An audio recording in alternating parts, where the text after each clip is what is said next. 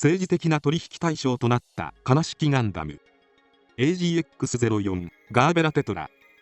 ガーベラテトラはアナハイムエレクトロニクス社からシーマ艦隊の主領シーマガラハウに譲渡された RX78GP04G ガンダム試作4号機を改修し完成した機体である。宇宙世紀0083に勃発したベラーズ紛争に実戦投入されたガーベラテトラは対モビルスーツ戦における最強性の追求というコンセプトで改修が行われ、高次元での近接格闘戦とそれを迅速に行う機動性の両立を目指した改修が施されている。そのためモビルスーツカテゴリーでは強襲用モビルスーツというカテゴリーに分類されている。もともとこの開発コンセプトはガーベラテトラの原型機となったガンダム試作4号機に採用されていたもので、強襲用モビルスーツとしてのコンセプトに基づいてシュツルムブースターの装備や片部スラッサーの搭載など白兵戦に特化した意欲的な機体構造を有していた。その機体構造はガーベラテトラへと引き継がれ、試作4号機のコードネームガーベラの名も同時に継承されることになる。なおテトラとは4を意味し、ガーベラとテトラを組み合わせたものが機体名として採用されている。試作4号機の開発とシーマ艦隊への譲渡。1年戦争後、アナハイムエレクトロニクス社と地球連邦軍の共同開発体制で始動したガンダム開発計画、通称 GP 計画は連邦の技術とジオンの技術を融合させた最強のモビルスーツの開発というコンセプトのもと、ガンダム試作1号機から試作4号機の開発が月面都市フォンブラウン近郊にあるアナハイムエレクトロニクス社のリバモア工場で行われた。その中でも試作2号機と試作4号機の開発にはキュージオニック社系の技術者が所属する第2研究事業部が担当。しかし空間戦闘における白兵戦を重視した設計の試作4号機は試作1号機や2号機と設計コンセプトの面で重複している部分が多く、独自性の薄さにより基本フレームや各部ユニットの完成をもって提出された計画案は廃案となってしまう。それでも試作4号機の開発に関してはアナハイムエレクトロニクス社内の独立性の高い社内ベンチャーとして重役レベルの裁量で償却を判断できるプロジェクトに位置づけられていたため、独自に開発は進行。ベラーズ紛争以前からシーマと関係を持っていたガンダム開発計画のアナハイムエレクトロニクス社側責任者オサリバンはロールアウトした試作4号機を裏取引によってシーマ艦隊へと譲渡してしまう。譲渡にあたっては素性が発覚しないようにカラーリングや一部機体形状に変更が加えられ、便宜的にガーベラテトラという一区名が与えられている。また地球連邦軍上層部とも裏で接触していたシーマであるが、ガーベラテトラの受け渡し作業の件は軍上層部も把握しておらず、一説によればベラーズフリートに対してもこの譲渡の件は極秘裏に行われたともされている。試作4号機はアナハイムエレクトロニクス社内で廃案になりながらも、社内ベンチャーとして今後のモビルスーツ開発に生かすことを目的に独自開発を継続。その末にオサリバンの事故の出世と保身、シーマのジオンに対する復讐心が一致した結果、ジオン広告系モビルスーツに近い姿へと改修され、ガーベラテトラとしてシーマ艦隊へと渡り、ベラーズ紛争終盤にはシーマの上機として実戦に投入されることになる。 AGX-04 ガーベラテトラの機体解説。アナハイムエレクトロニクス社で完成した後、シーマ艦隊へと譲渡された時のガーベラテトラは赤のカラーリングにガンダムタイプを思わせるツインアイと2機のロッドアンテナを備える仕様であった。譲渡後にはシーマ艦隊の旗艦リリー・マルレーン内で最終的な改修が行われ、現在の形態に落ち着くことになる。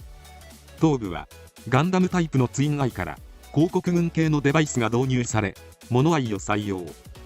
ブレードアンテナに近かった部位はロッドアンテナに変更されている。後頭部には装甲が首元まで広がっており、動力パイプを保護する役目を担っている。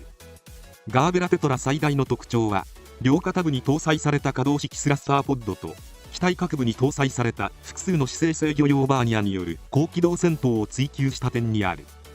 背部には球体状の大型スラスターに加えて両脚部にも小型スラスターを搭載。またプロペラントタンクとスラッサーを一体化させたシュツルムブースターを装備可能になっており、作戦中域への迅速な進行を実現させている。戦闘中域に到達後はシュツルムブースターユニットをパージし、高機動戦闘によるヒットアンドアウェイを利用した白兵戦で敵機を撃破するという戦術を取る。機体各部に搭載された姿勢制御用バーニャによって180度姿勢変換は驚異の 0.9 秒を誇り、0083時代のモビルスーツ軍の中でも一線を画す機体性能を有している。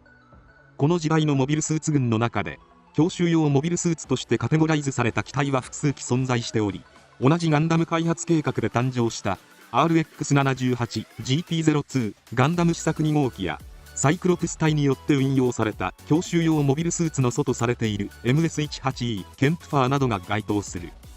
いずれの機体も特殊装備と短期での敵防衛線突破能力に特化した機体性能を有しているが、ガーベラテトラにおいては兵装の方向性が大きく異なる形で完成を遂げている。試作2号機に搭載された一撃必殺のアトミックバズーカやケンプファーに搭載された多彩なオプション兵装に対して、ガーベラテトラは非常にシンプルな兵装で構成されている。これには原型機となった試作1号機と装備面でも重複する点が多かったためとも言われている。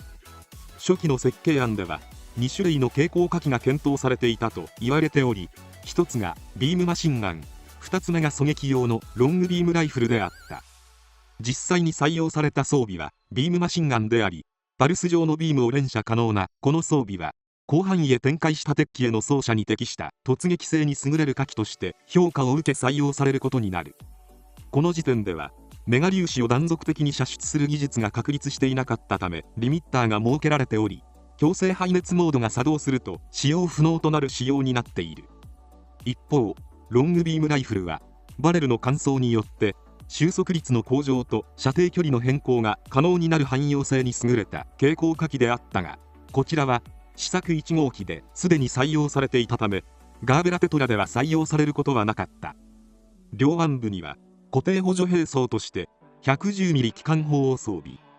この装備は試作4号機には搭載されていなかった兵装で、近距離中距離帯で有効に機能する速射性に優れた火器だったと言われている。 AGX04A1 ガーベラテトラ回。アナハイムエレクトロニクス社が開発したガーベラテトラの強化バリエーション機がこのガーベラテトラ回である。シーマ専用に開発されたとする本機は強襲用モビルスーツとして高い完成度を誇る機体とされている。頭部の形状が2本のロッドアンテナに変更されており、肩部や背部にはスタビライザーを搭載。カラーリングも赤を基調としながらも肩部や脚部に白のカラーリングが施され、背部のシュツルムブースターは本体固定式になっている。なお、スターダストメモリーのメカデザイナーを務めた秋高美香氏がガーベラテトラ回をデザインしているが、この機体がシーマ専用機であるとは知らずにデザインしたため、改めてデザインし直し完成に至るという経緯を持っている。また試作4号機とガーベラテトラも同氏がデザインしているが、作品内にガンダムがあまりにも多すぎるという理由から試作4号機がシーマ艦隊に譲渡され、偽装を施した結果ガーベラテトラになるという設定に変更されたという経緯を持つ。さらに秋高氏曰く、ガーベラテトラはリックディアスにつながる設計思想としてデザインし、試作4号機はガンダムマーク2につながるようデザインしたという裏話がある。裏取引によってアナハイムエレクトロニクス社からベラーズフリートへと譲渡されたガーベラテトラは出自を隠すため改修が施され、シーマガラハウの蒸気としてベラーズ紛争終盤に実戦に投入。人質に取ったエギーユ・ベラーズを手土産に連邦軍に寝返る腹積もりであったが、星のクズ作戦成就を NATO に託したベラーズに激高したシーマは彼を殺害。コウ・ウラキの乗る試作3号機デンドロビウムと対峙するも母艦となるリリー・マルレーンを撃墜され、自らもガーベラテトラを撃破されてしまい、波乱に満ちた生涯に幕を閉じることになる。